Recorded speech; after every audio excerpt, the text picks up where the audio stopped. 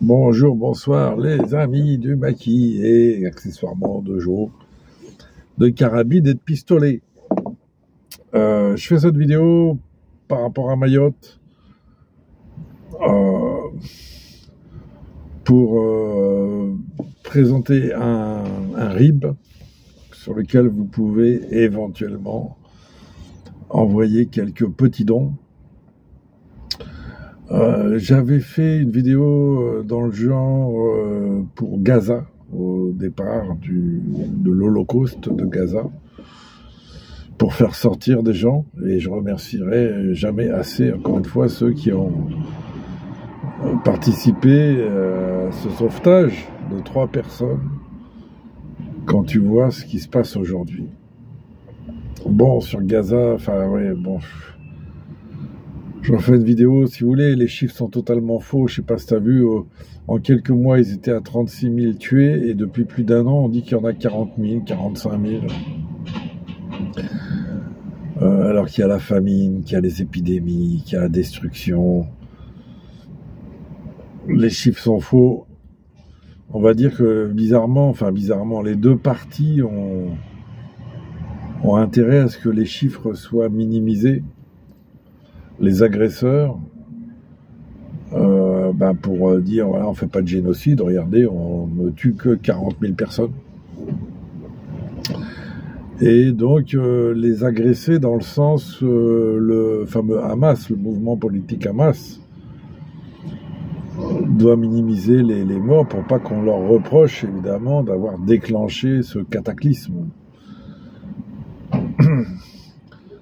Mais malheureusement, l'histoire prouvera que nous avons bien affaire à un génocide, à un holocauste. Au quotidien, donc tous les jours, aujourd'hui, hier, demain. Bon, pour Mayotte, là, c'est pareil, quoi. Donc c'est une catastrophe naturelle, mais très mal préparée, sur un territoire qui est très mal équipé. Je ne vais pas vous le refaire, c'est surtout du bidonville pour une partie, et puis somme toute, voilà, de l'habitat précaire pour voilà, comme on dit, le bidonville plutôt pour les clandestins, et puis l'habitat précaire pour les Mahorais, les gens de l'île. Et donc, une véritable catastrophe dont on mesure l'ampleur donc par les photos, effectivement, des dégâts sur les bidonvilles, mais également sur les forêts, puisque on peut quasiment dire qu'il n'y a plus un seul arbre debout à Mayotte, et que toute une partie de la population pauvre, précaire, se nourrissait des fruits de ces forêts, qui sont, enfin, c'est une forêt généreuse, on va dire. Il y a toutes sortes de fruits, enfin, ça va de la banane je sais pas quoi, au papaye, en passant par toutes sortes de choses qu'on connaît même pas ici.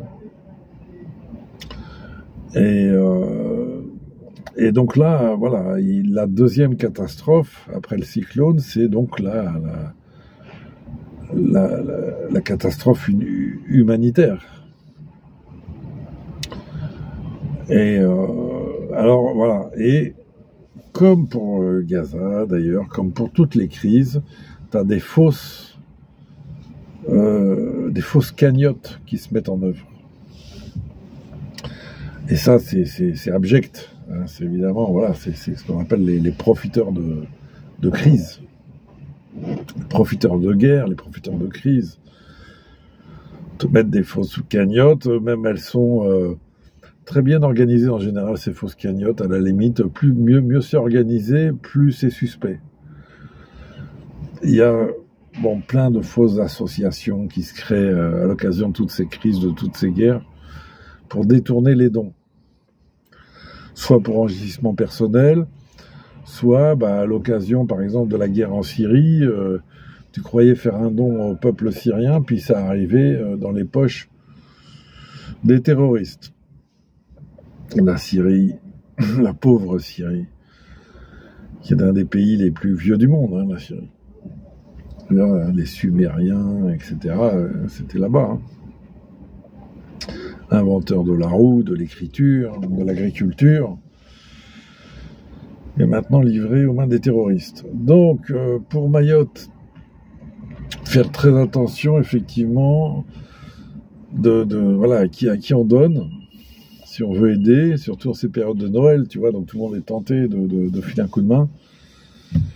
Et comme pour Gaza, je m'étais permis, moi, de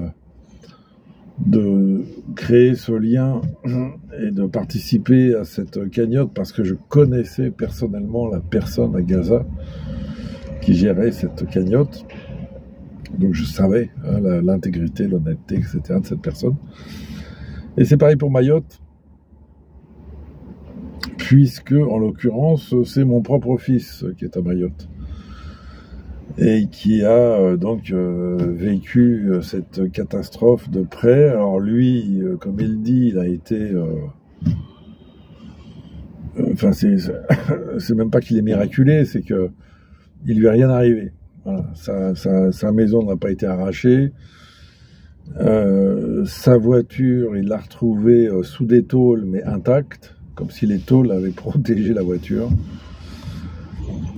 Et il circule aussi avec un scooter électrique, ce qui fait qu'il ne dépend pas de la pénurie d'essence en ce moment et qui peut donc circuler. Et indépendamment de son travail,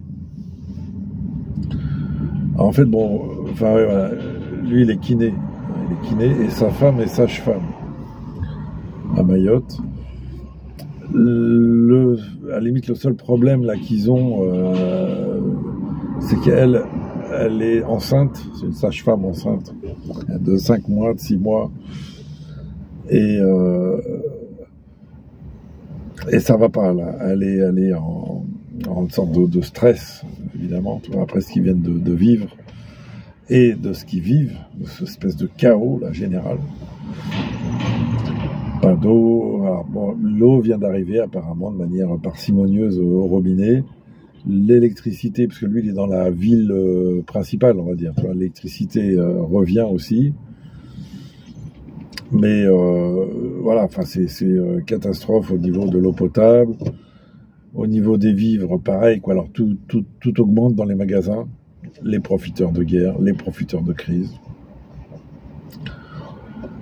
Et puis donc tu as ce chaos social où tu as toutes sortes de gens qui sont livrés à eux-mêmes, sans aucune ressource, sans aucune nourriture, mais même tu sais, tous les distributeurs d'argent étaient en panne, tout ce qui était électrique était en panne. Il n'y a donc plus de maison. Enfin, voilà,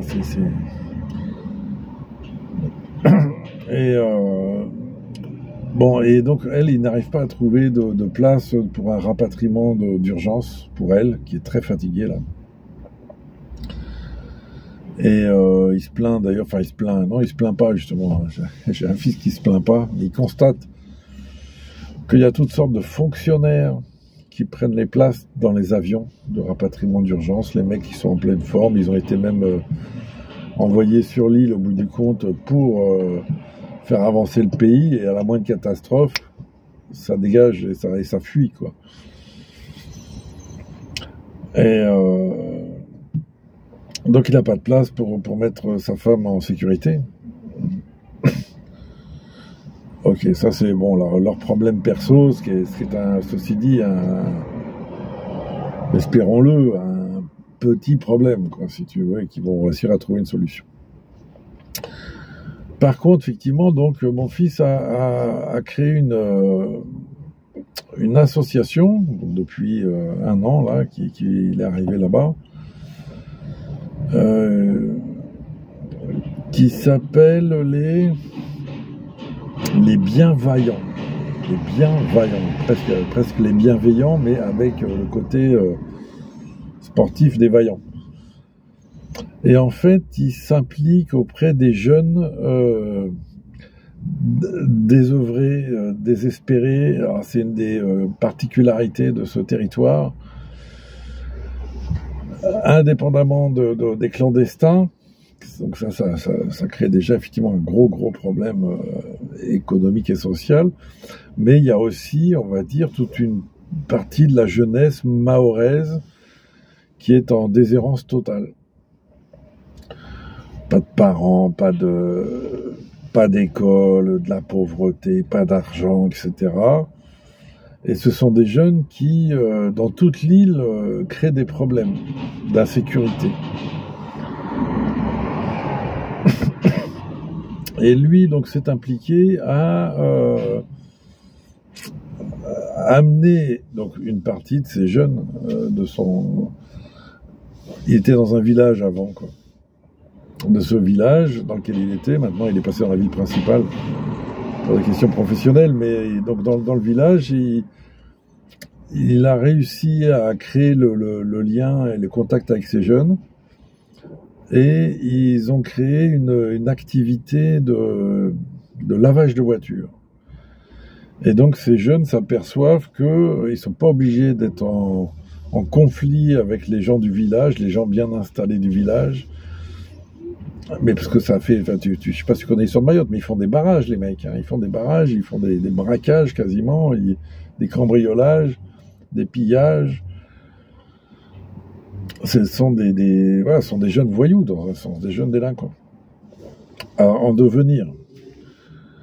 Et donc lui a réussi vraiment à les amener à reconsidérer leur positionnement, on va dire, dans la société. Et ils ont créé une petite association. Alors, c'est le gang les jeunes là-bas ont des noms de gangs. Et lui, il a créé donc le gang des carwash, donc des laveurs de voitures. Et dans leur secteur, c'est maintenant, si tu veux laver ta voiture, c'est ce gang-là. Et donc, tous les gens du village sont super contents. Parce que tout d'un coup, ça a totalement fait basculer l'ambiance. Elle est très positive maintenant. Tous les gens, donc même dans ce village, il y a des militaires français, etc. Tout le monde va filer le billet à ces jeunes qui lavent les voitures très bien, qui font vraiment très bien le boulot. Et ces petits jeunes, en ramassant un peu d'argent, il y en a qui se sont mis à rapporter de l'argent dans leur famille. Voilà, et t'en as un qui a pu se payer des affaires d'école et aller à l'école. Enfin voilà, ce sont des délinquants, mais voilà, mêlés au boulot, ils veulent, quoi. Voilà, c'est ce qu'il dit mon fils. Il dit, pour moi, un délinquant, c'est un jeune en déshérence. Si tu lui dis il y a du travail, il t'insulte. Et puis t'as les autres qui sont en déshérence, tu leur dis il y a du travail, il dit ah ouais, où ça, dis-moi, on le fait. Un état d'esprit, évidemment. Donc là, lui, voilà, il a mis ça en œuvre. Et c'est très bien, mais par contre, effectivement, là, compte tenu de la situation du chaos, ces jeunes, comme toute l'île, quoi, ils sont en urgence, en situation d'urgence. Et ces jeunes, je te dis, ils vivent dans les bois, mais il n'y a plus de bois, il n'y a plus de fruits, il n'y a plus rien à manger. Et donc, ils sont tentés, comme tout le monde, de retourner au vieux système du pillage. Et donc, mon fils les met au boulot, en leur disant, non, il faut faire, là, c'est le moment historique pour vous de choisir entre le bien et le mal. Pillage ou aider les sinistrés. Mais il dit, je peux pas les faire travailler comme ça, à aider les gens, à aider les sinistrés, à aider à retaper les maisons, etc., sans leur donner à manger. Parce que là, c'est vraiment l'urgence pour tout le monde. Donc, il leur donne à manger. Mais il veut créer le lien, il veut maintenir le lien entre ces jeunes et les gens du village. Et donc, il leur ment, il leur dit que ce sont les gens du village qui financent la nourriture, en échange de leur coup de main. Mais c'est lui qui finance la nourriture des jeunes pour aider les villageois. Et Et donc, voilà. Et donc, bon, bah, il demande à son entourage, à ses amis, etc., si on peut l'aider, filer un coup de main, voilà, financier, pour que... Donc, de nouveau, il y a de l'électricité. Donc, de nouveau, tu peux payer avec ta carte bleue. Donc, tu peux aller au supermarché pour acheter de la nourriture. Parce que la problématique, elle est là. C'est que tu peux même pas aller chercher de l'argent au distributeur parce qu'il n'y a plus d'électricité. Ça revient doucement. Mais tu as une file d'attente de plusieurs heures. Comme pour l'essence. Et donc, bon voilà. Donc, ils ont créé cette association, les Bienveillants. J'aime beaucoup le nom. Et donc, ils ont un compte d'association, donc ils ont une carte bleue, donc il peut aller faire des courses pour les nourrir. Tu vois, on en est là. Hein. Pour pas que ça pète un plomb. Et il dit, je gère une quinzaine de gamins. Alors, c'est des gamins de, on va dire, de 10 à 15, 16, 17, 18 ans. Donc, c'est vraiment, c'est le moment où il faut leur faire choisir le bon chemin.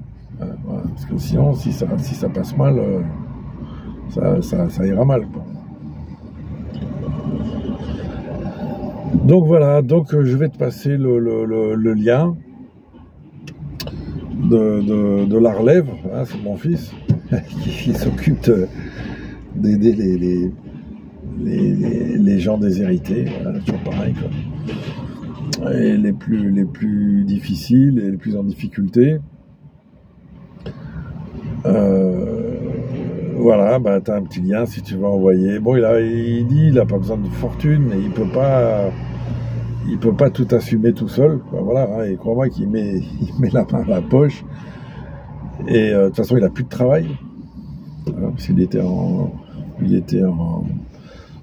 je peux dire ça, en indépendant. Donc là, c'est fini, il n'y a plus de travail, quoi, parce que les gens, bon, enfin, tout est inaccessible, tout le monde est en catastrophe. Pour le moment, il n'a plus de travail.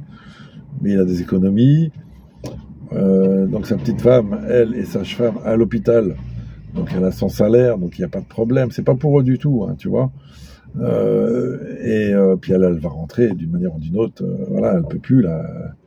Elle devait rentrer pour accoucher en mars. Voilà, donc c'est là, voilà, c'est dommage, quoi, parce qu'ils étaient venus pour faire toutes sortes d'examens. Mon fils se faire opérer des yeux, etc. Il y a un mois de ça, ils étaient en France, enfin sur le continent, en métropole. Et puis ils sont repartis juste pour se prendre le cyclone dans la gueule, quoi.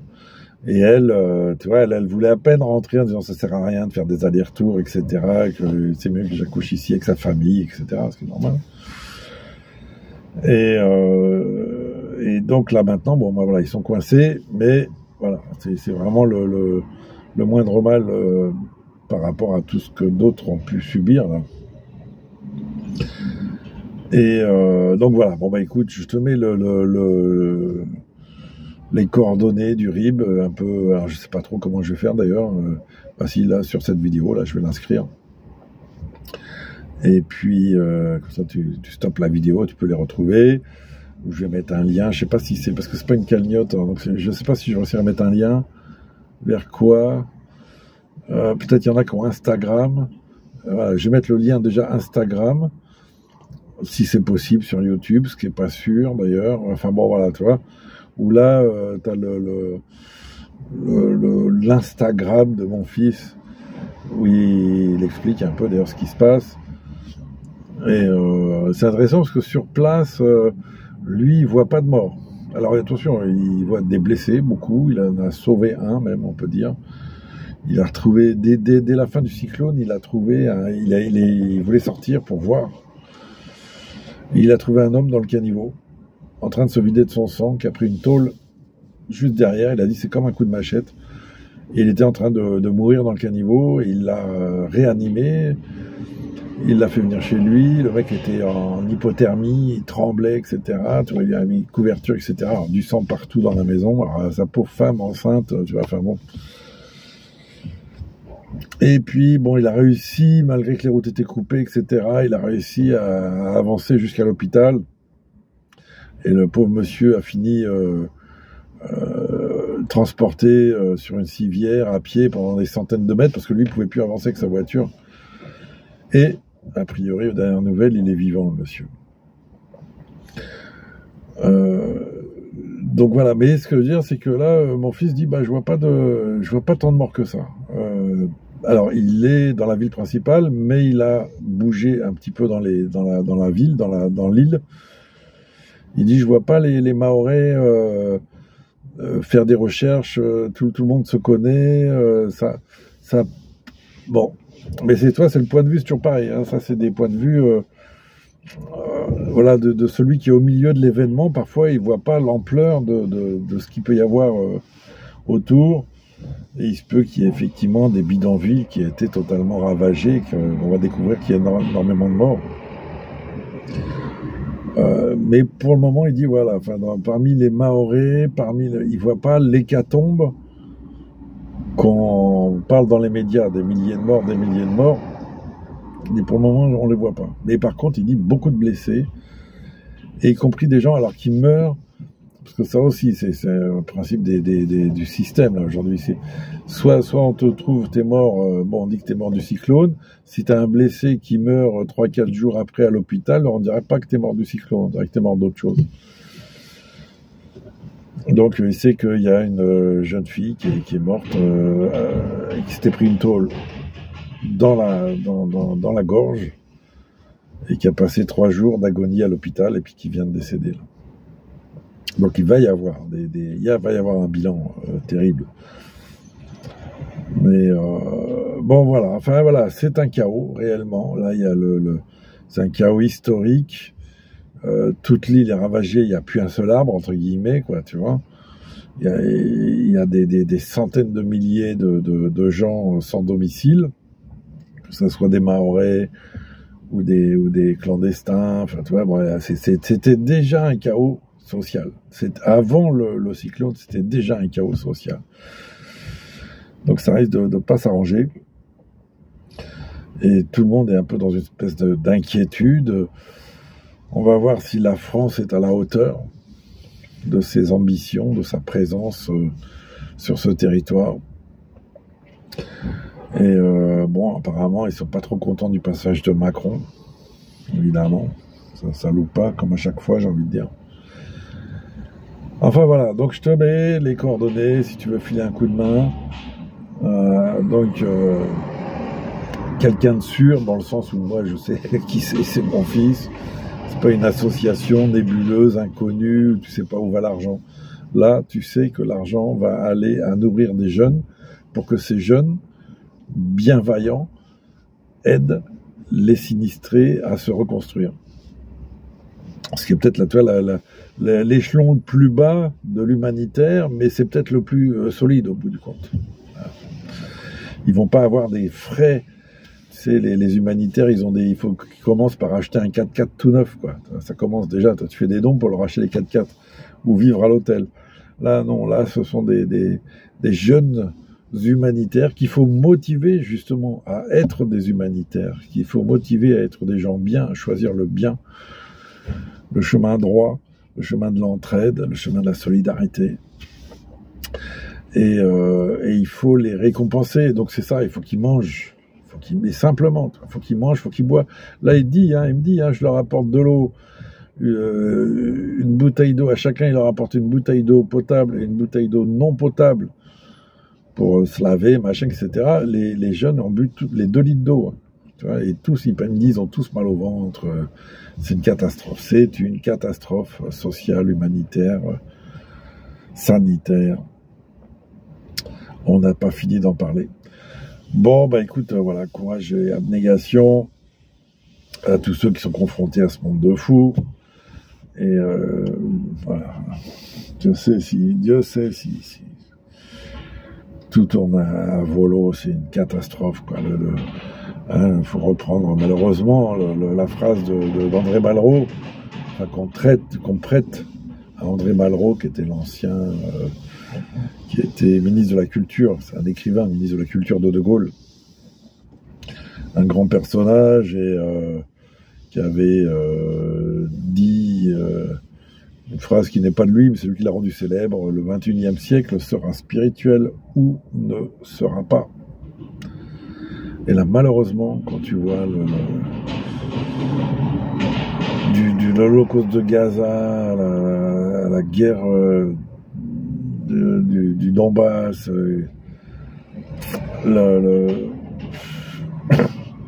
l'alliance de l'OTAN et des terroristes pour conquérir la Syrie, etc., tu sens qu'on rentre pas dans le spirituel. Tu vois. Et on est au 2024-2025, voilà, on a fait un quart du 21e siècle. Donc tu vois, la direction, la dynamique, malheureusement, est bien lancée. Bon, bah écoute les amis, à bientôt. Encore une fois, voilà, j'espère reprendre un peu des vidéos, mais plutôt au printemps.